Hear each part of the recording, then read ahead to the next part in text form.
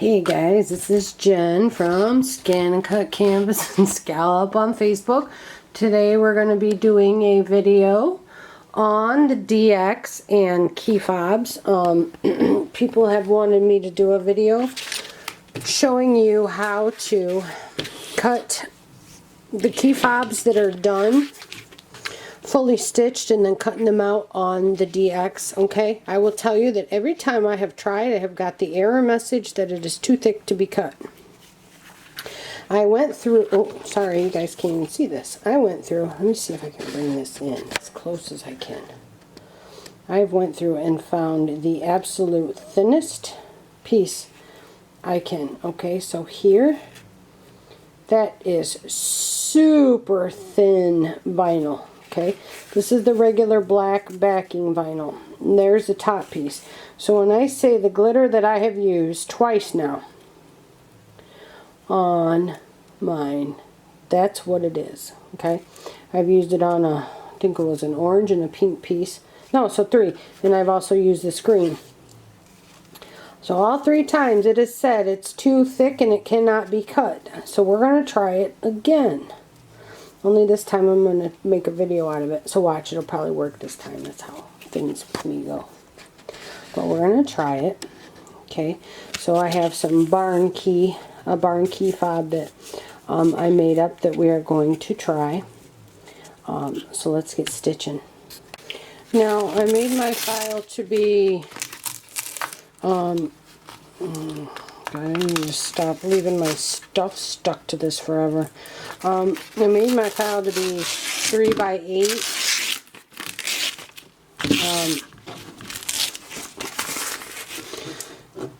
To make it large, understand, you don't have to make your files that big, but I do, because like I told people in my group, the reason that I have to make yet another barn fob is because my oldest son has lost yet another set of keys. Okay, someone had talked about that like automatic finder thingy. The problem is you don't understand. They lose them, and when you lose them in the country, that means you've lost them out in the woods or you've lost them going down the road. So something that little identifier tag will not find. So yes, those things can be nice, but not when they're miles away. It doesn't help. So that's the problem we have. It's not like they're somewhere in the house. They are maybe not even within this county. Okay. And yes, if you notice, I do put tape on my, whatever these are called, fast frames, because I like it. It makes them pretty much non-stick. And I'll tell you that sheet in particular has been on here for about 3 months, because I know that I didn't use this one at Christmas, so it could have been on there even longer. So it's been on there quite a while. So I'm going to go ahead and get this ready. I don't know how some of you do yours, but I do not like my stitches appearing in the back of my file. So I am going to stitch my front. Then when the bean stitch comes up, I'm going to slap my back piece on there. Okay? So please note that that is how I am doing this. If you have to do your file all together, then go ahead and please do it that way. I actually do not make my key fobs this way. I cut mine first, then stitch them. Okay, it's just, to me, it just makes more sense. Okay guys, so I'll be back. Okay, so depending on what machine you have, go through, put your, so what I did is I went and I put my green, or whatever your first layer is.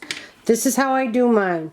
What this video is for is actually for the cutting. So go ahead, do up your whole fob or whatever you're doing, and then we're going to take it to the DX fully stitched. Okay? But just for giggles, since I'm here, I'm going to show you how I do it on my machine here. Okay, so I have that. I have it traced out. I'm going to click the sewing. Okay, now I did this whole design. I got the entire design and I digitized it all. And I utilize embroidered. Okay. So there's that. I'm going to click reserve stop because, oops. As soon as the red or whatever color I choose is done stitching, when that black comes up, that signals me to slap that black layer underneath there. The black bean stitching is what attaches my back layer up underneath there. Okay? Alright, so what color do I want? What color should we stick on there? Obnoxious. It has to be really obnoxious. I think I'm going to go with number 2. We'll go with number 2. Lock.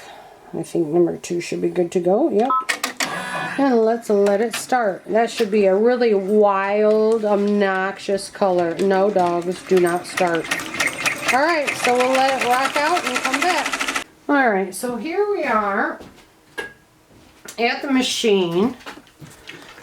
And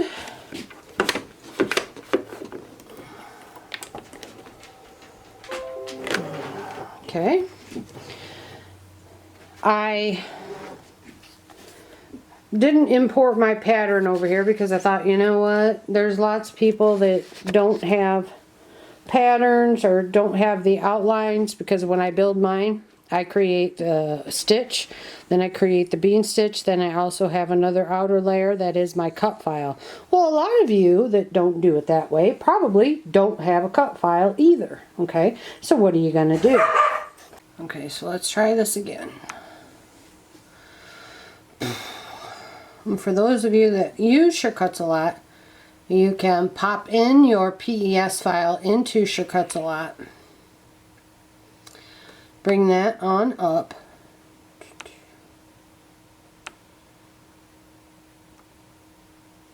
And do a shadow layer.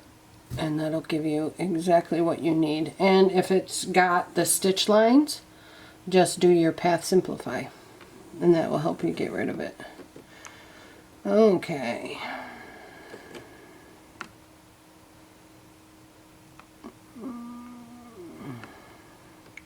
Let's take that down a wee bit so I can see how close I am.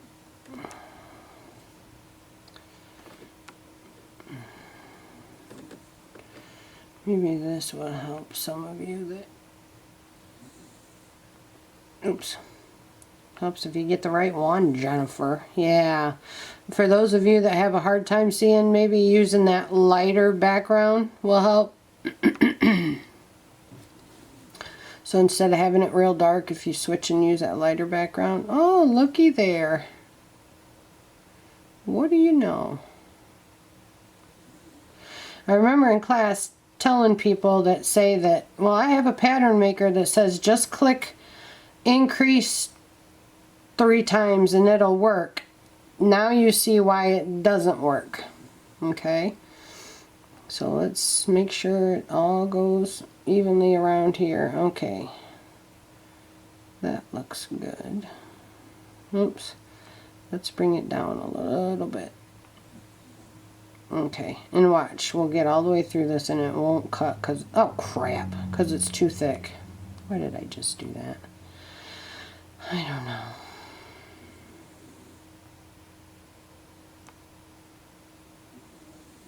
Guess I wanted to do this.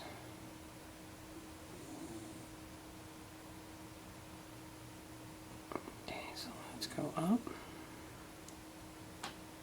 Maybe another one. Yep. Okay. Okay. Okay. Actually, I'm going to save this once. I'm going to save it to the machine. So you've seen how that looked, actually being a shadow, creating the file.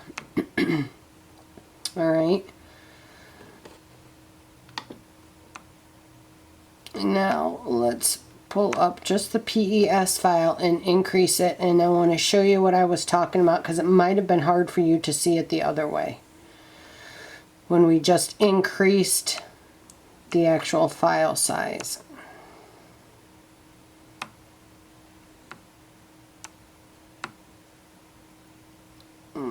Set, edit, object edit, increase the size 1, 2, 3. We'll do it 3. Okay. Now let's move. Okay. Now.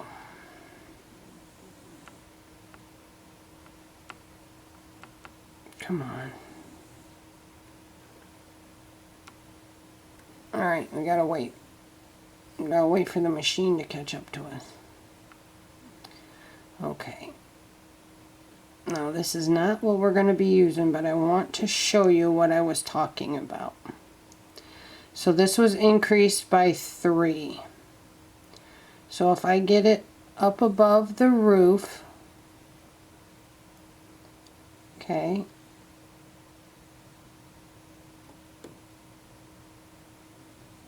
it doesn't match up here. Okay, so that was increased by 3 millimeters.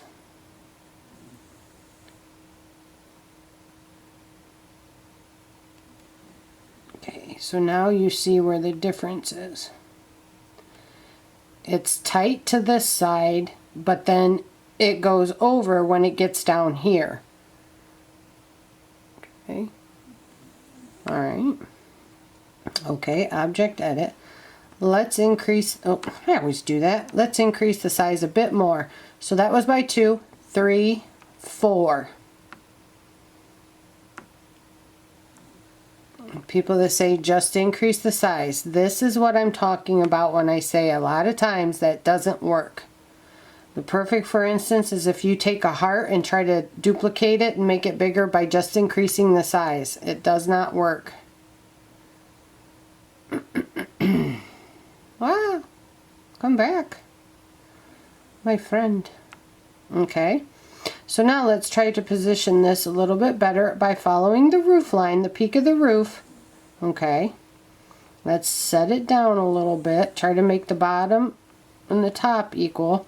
Well, this is all blown out already. Okay, so it's kind of equal here. It's above that line there. It's too far over here. Now let's come down here. Oh boy, we got big problems here. Look at that. This is precisely why when any file maker tells you just increase the size, this is why it does not work. So you're decent here, you're in here, okay? So then you're way over here, okay? Too far in.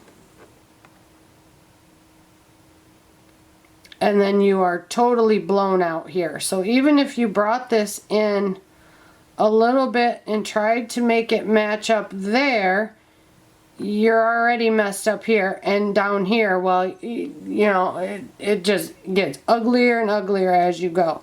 It doesn't work, guys, okay? And there you can see for yourself how it does not work, okay?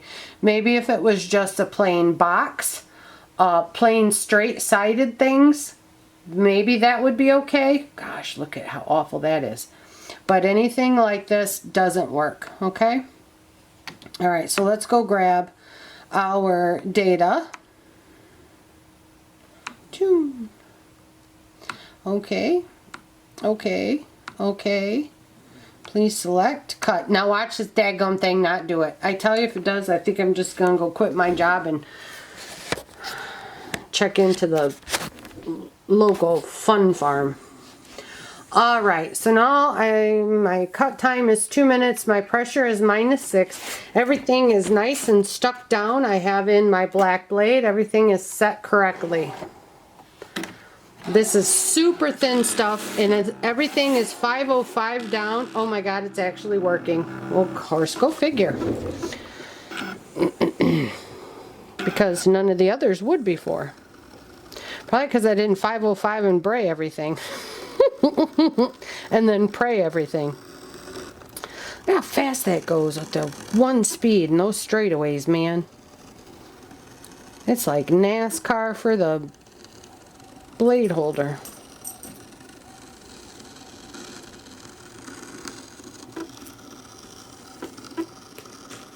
I like this speed of one. It allows me to get my fat little fingers in there and mess with everything. Except for when it hits them straightaways, man, it takes off. I'm going to paint me a little white 3 up there, my little Dale Earnhardt blade holder.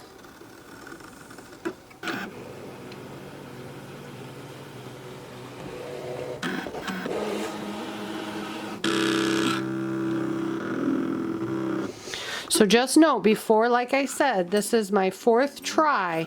Before, it would not cut through. It kept giving me the message that the media was too thick. Okay, my level is set at a 2. My lever over here, this little thing over here on this side, is set at a 2.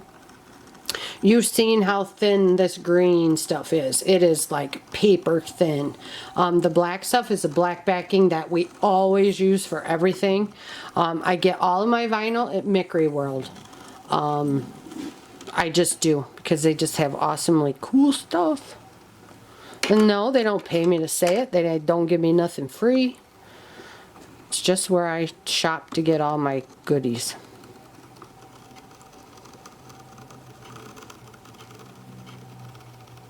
And like literally, I'm not kidding you, I ordered like vinyl one night and like the next day I got it. I was so happy I almost died. Let's see how this cut.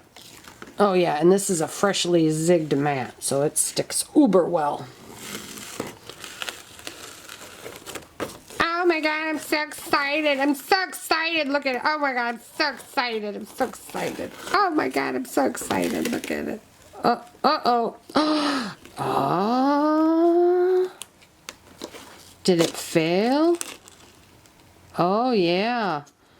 We got a couple of didn't cuts. We got a whole didn't cuts. Yeah, I guess it just decided it was going to go on vacation here. Did not cut at all. Cut the front. Didn't cut the back. And I don't know why. There's nothing in my holder. Nope. It's not broken. Nope. So, So there you go. So I guess it did cut it, kind of. I guess I'll just... That's not cool. I started to get all excited for a minute. You can forget that, because y'all know how much I love hand cutting. I don't. And yet here I sit with this DX hand cutting something that I shouldn't be. Brother. There was no explanation for that either, because nothing got stuck. There wasn't anything boogered up. You seen I just cleaned out the holder. There's nothing in there, so I don't really know what happened. But there it is. Now I'm gonna, I make my little key fob ends like this. So I'm gonna put it through, because then I actually sew mine, because my family is just death on keys and fobs and that. Okay, but we're hoping that this is bright enough that the next time they lose these, this will be seen. The last one was well, you probably seen it because I did a video on it. Was a beautiful dark red with black. Okay, all right guys, if you have any questions, thank God this one worked, kind of, thanks to my trusty scissors, brother. All right, if you have any questions, you can come and find me over at ScanNCut, Canvas and Scallop on Facebook. Thanks, guys.